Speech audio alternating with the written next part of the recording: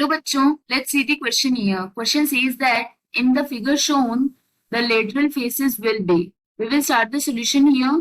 और सबसे पहले इस केस में हम स्टार्ट करते हैं की कॉन्सेप्ट के साथ. तो इस केस के लिए की कॉन्सेप्ट हो जाएगा that in any given figure जो लेटरल फेसेस होती हैं they are the faces except for top and bottom.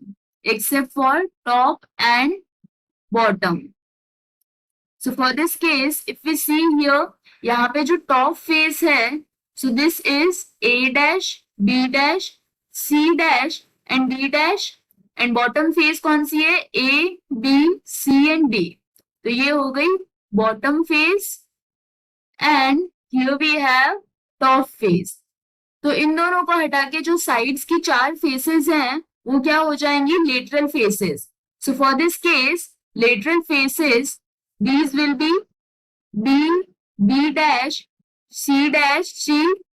Next will be C, D, D dash, C dash. Then A, D, D dash, A dash. And last हो जाएगी A, B, B dash, A dash. So if you see here the option, A में बोला गया A, B, C, D, ये incorrect है. B में बोला गया A dash, B dash, C dash, D dash, ये भी incorrect है.